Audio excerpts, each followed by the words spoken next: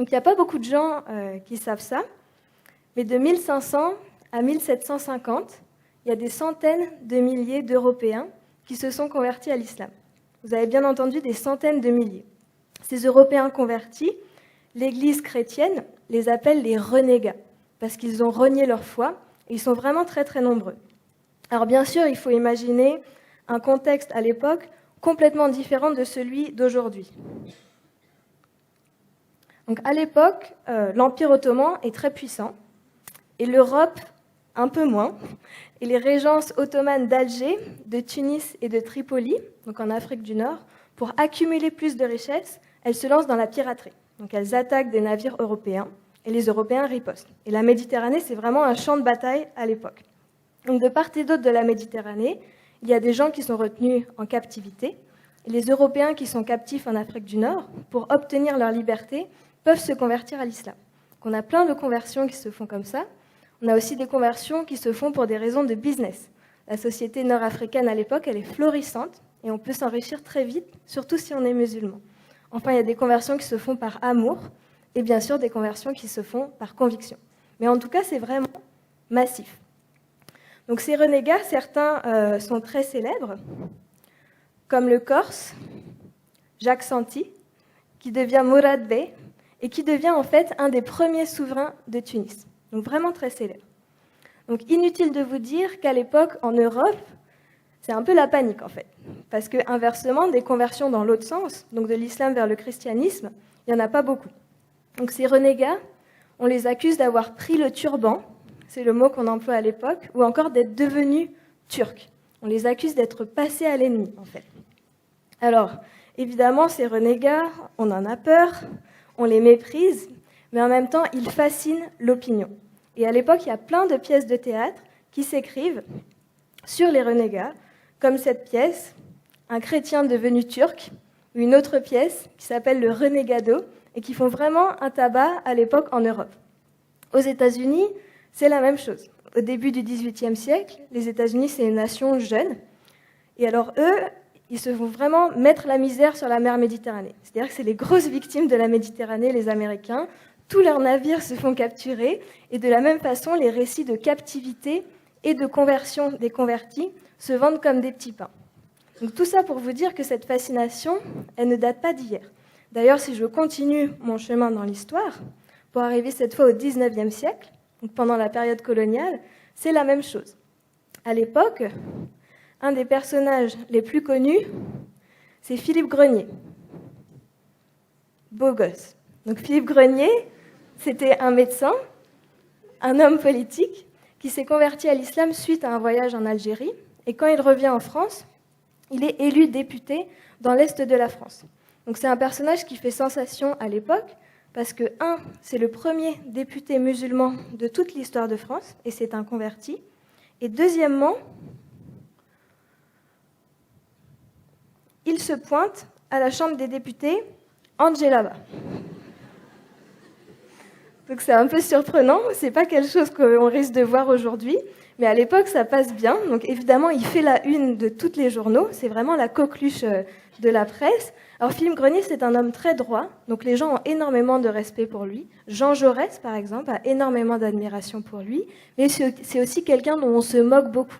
Il est décrit comme un énergumène un peu loufoque, on l'appelle ironiquement le prophète de Dieu, ou encore le député des Arabes, ou encore Monsieur Arabe. En tout cas, il fait beaucoup parler dans les chaumières.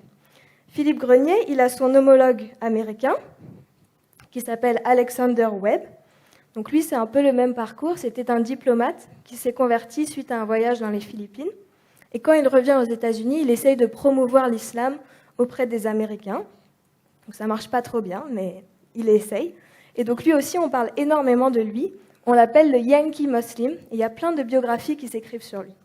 Donc cette fascination vraiment très ancienne. Si je reste aux États-Unis et que je continue un peu dans l'histoire, à partir des années 20, et surtout à partir des années 50-60, la conversion à l'islam devient un outil pour les Afro-Américains afin de lutter contre la suprématie blanche. Donc on a des personnes comme Malcolm X ou le boxeur Cassius Clay, devenu Muhammad Ali, que vous connaissez, qui vont vraiment utiliser un référent islamique pour regagner leur dignité d'hommes noirs et mettre à distance l'Amérique chrétienne et blanche. Donc là, la conversion à l'islam acquiert un potentiel un peu subversif, de subversion de l'ordre établi, et Malcolm X fait énormément parler de lui.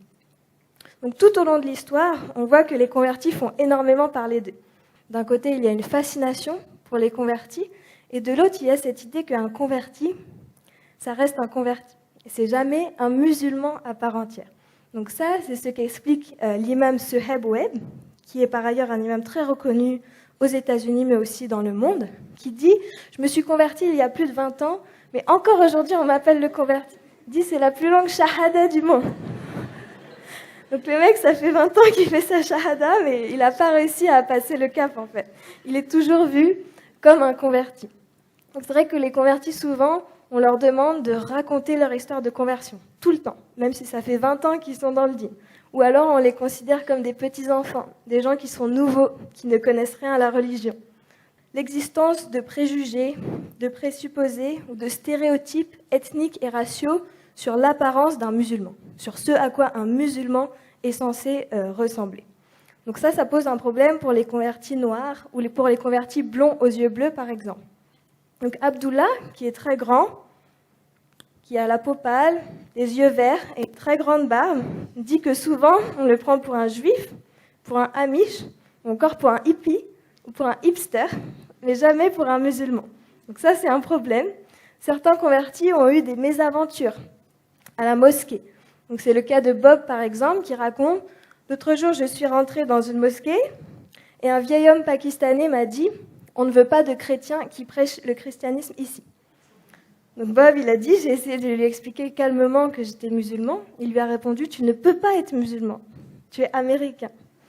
Olga, qui est d'origine polonaise, a eu le même problème lorsqu'un commerçant musulman lui a dit, mais tu ne peux pas être musulmane, tu es blonde. Donc là, on a ce problème lié à l'apparence.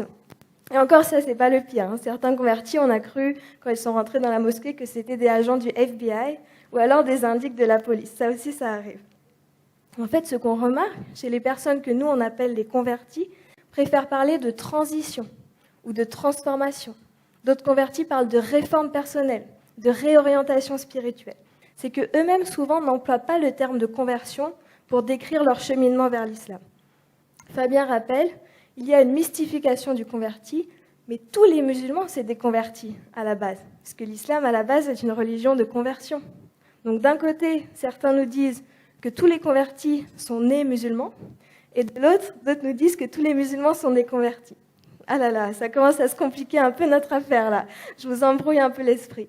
Bon, en réalité, tout ça, ça n'a pas grande importance. Ce qui compte, c'est pas le cheminement passé, mais le cheminement futur.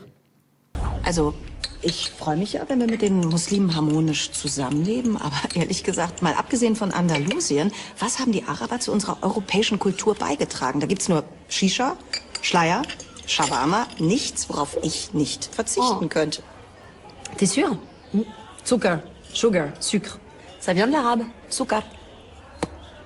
Mais comme nous parlons arabe sans le savoir. Hein, c'est peut-être ça que l'on se dit, Jean Pruvot, quand on lit votre livre qui va en ravir certains, et soyons francs, qui va faire grincer...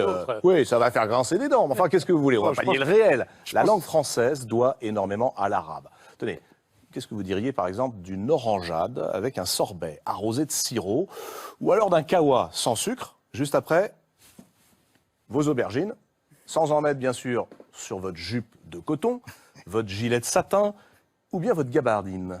Assis sur un sofa. Ah oui. Tous les mots que nous venons de prononcer et en jouant la guitare viennent de l'arabe. Et c'est leur grand voyage, justement, que raconte Jean Pruvot dans ce livre que je vous recommande très chaleureusement. Nos ancêtres, les Arabes. Ah, na gut, aber ich kann meinen Kaffee auch ohne trinken. Café aussi, ça vient de l'arabe, kawa. Moment, T'as dit que tu pouvais t'en passer, tu t'en passes. Voilà. Publié chez La Teste. Sens de la provocation tout de même dans le titre. Hein. Donc, que les gens sachent un petit peu que la langue arabe, elle est là, elle n'avait pas besoin de visa pour entrer dans la langue française. Oui, exactement. Et puis, de comprendre également comment la langue française aussi, parce que vous le rappelez, a pu elle-même migrer. Les mosquées ont-elles leur place dans nos villes? L'islam fait-il partie de l'Europe? Des questions qui fâchent et qui divisent beaucoup d'Européens.